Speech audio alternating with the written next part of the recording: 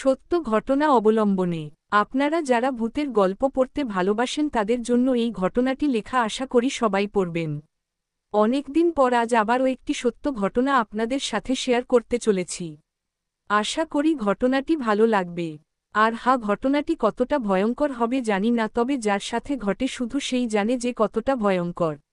যাই হোক, গল্পে আসা যাক। ঘটনাটি ঘটেছে আমার বন্ধুর এক বড় ভাইয়ের সাথে। যেভাবে শুনেছি সেভাবে লেখার চেষ্টা করছি। জীবনে এমন কিছু ঘটনা ঘটে যার ফলে মানুষের পক্ষে ভালো থাকা সম্ভব নয়। কিছু কিছু ঘটনা যা মানুষকে অনেক কিছু বিশ্বাস করতে বাধ্য করায়। আমি রায়হান, আমার জীবনের সাথে ঘটে যাওয়া একটি ঘটনা যেটা কিনা আমার জীবনকে বদলে দিছে। আমার বাসা ভোলা, কিন্তু আমি পড়া লেখার কারণে বরিশালে থাকা হয়। আমি সবেমাত্র এইচএসসি প্রথম বর্ষের ছাত্র। ঘটনাটি ঘটে 2002 সালের ফেব্রুয়ারি মাসের 25 তারিখে। হঠাৎ জরুরি কোন একটা কাজে বাসায় যাওয়ার প্রয়োজন হয়।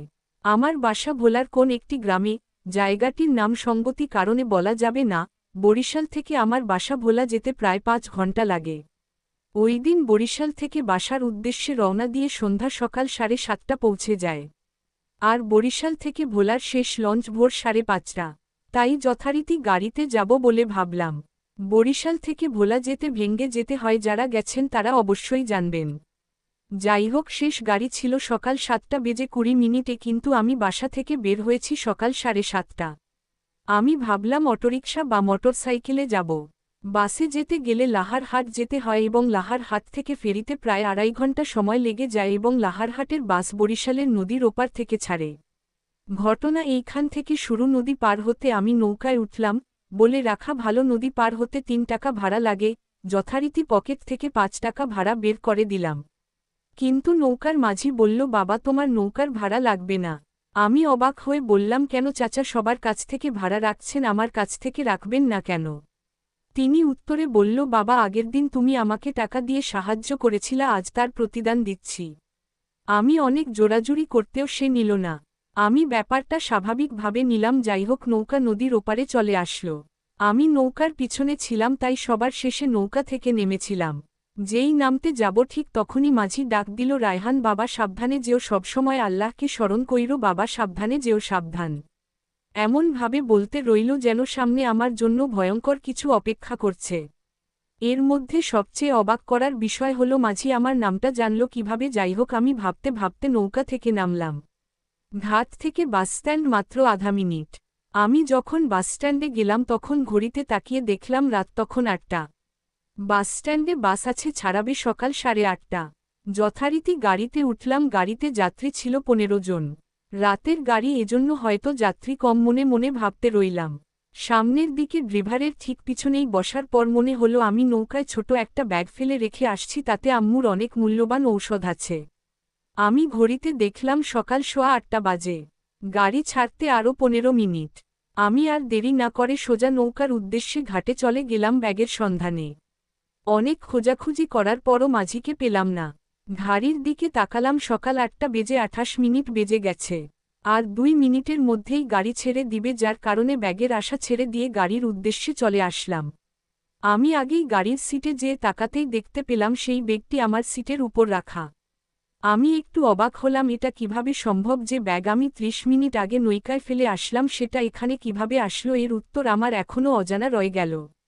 যাই হোক, গাড়িতে বসে এটা ওটা ভাবতে রইলাম। গাড়িটি ছাড়ল সকাল 8:40।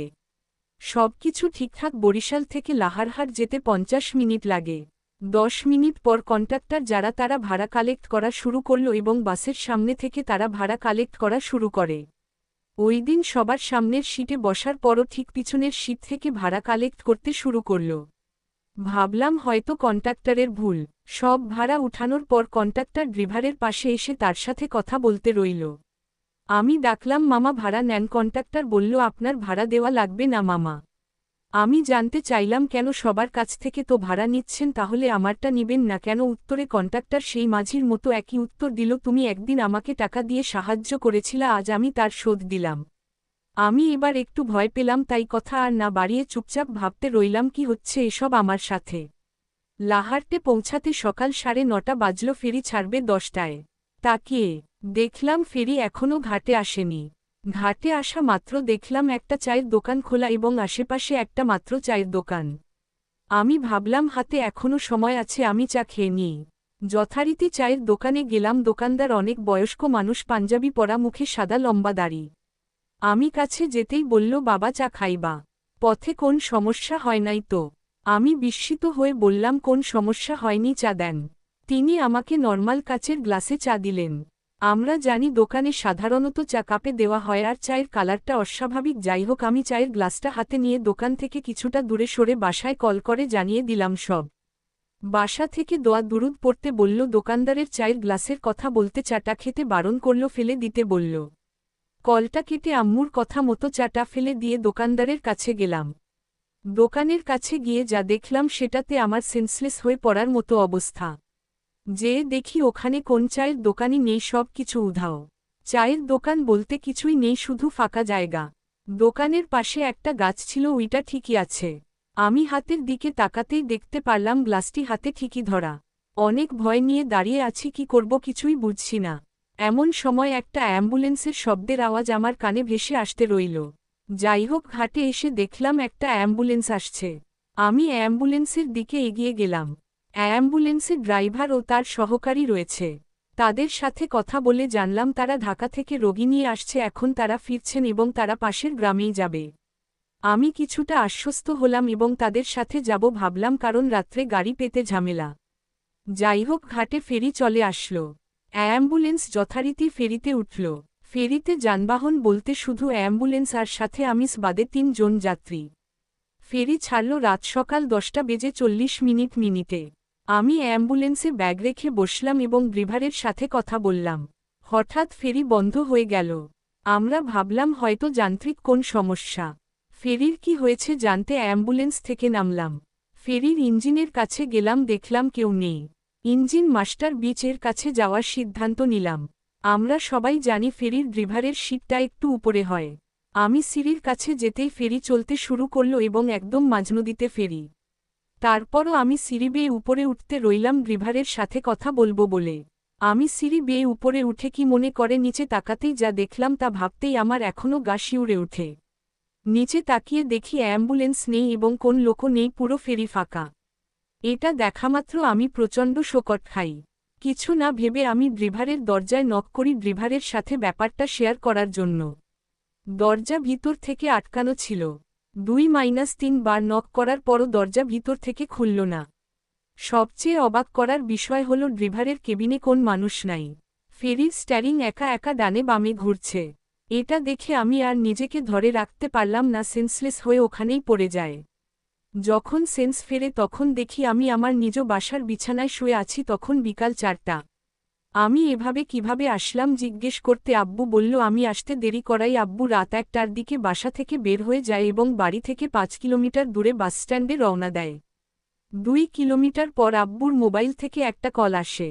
ফোন রিসিভ করতেই ওপাশ থেকে একজন বলে, কাকা আপনি কোন টেনশন নিয়েন না, আপনি আলামিন মসজিদের কাছে যান, ওখানে রায়হানকে পাবেন। এইটুকু বলে লাইনটা কেটে দিল। রিপ্লাই দেওয়ার কোন সুযোগ দিল না।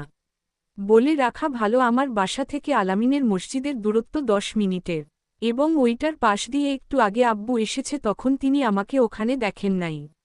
যাই হোক, আব্বু তাড়াতাড়ি মসজিদে আসলেন। এসে দেখলেন মসজিদের বাইরে জানাজার যে খাটটি রয়েছে তার পাশে আমি সেন্সলেস অবস্থায় পড়ে আছি এবং 2টা জানাজার খাটের মধ্যে পড়ে আছে আমার ব্যাগটা।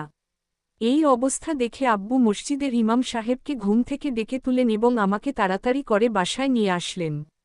3-4 দিন পর আমি সুস্থ হয়। যাই হোক, ঘটনার পরদিন রাতে আমি কি মনে করে মানিব্যাগ চেক করতেই দেখতে পেলাম আমার মানিব্যাগে অতিরিক্ত 200 টাকা আছে। আমার স্পষ্ট মনে আছে বরিশাল থেকে ভোলা রওনা দেওয়ার সময় আমার মানিব্যাগে 740 টাকা ছিল। মানিব্যাগে এর চেয়ে বেশি 1 টাকাও ছিল না আর মানিব্যাগে 100 টাকার কোন নোটও ছিল না। এখন 2টা 100 টাকার নোট, যেটা কিনা এখনও আমার কাছে রেখে দিয়েছি। অবাক করার বিষয় হল যে লোকটি আব্বুকে কল করে আমার অবস্থান জানিয়েছিল, আব্বুর রিসিভার কল লিস্টটা চেক করে দেখলাম সেই নাম্বারটি ওখানে ছিল না। আরও একটি অবাক করার বিষয় হল খোঁজ নিয়ে দেখলাম সেদিন রাতে ফেরি চলাচল নাকি বন্ধ ছিল। এখন প্রশ্ন হচ্ছে, ফেরি চলাচল যদি বন্ধই থাকে তাহলে আমি কিভাবে নদী পার হলাম? আর ফেরি থেকে আমার বাড়ি হচ্ছে 109 কিলোমিটার, এত বড় দূরত্ব আমি কিভাবে অতিক্রম করলাম? মাঝি বাসের ড্রাইভার আমার ব্যাগ পাওয়া এমন হাজারো প্রশ্ন মনের ভিতর ঘুরপাক খেতে রইল, যার উত্তর আমার আজও অজানা। ঘটনাটি পুরো সত্য ঘটনাকে কেন্দ্র করে লেখা। ঘটনাটি কেমন লাগলো ছোট একটি কমেন্টের মাধ্যমে জানাবেন। আমার জানা আরও অনেক ঘটনা রয়েছে, আপনাদের সাড়া পেলে লিখব।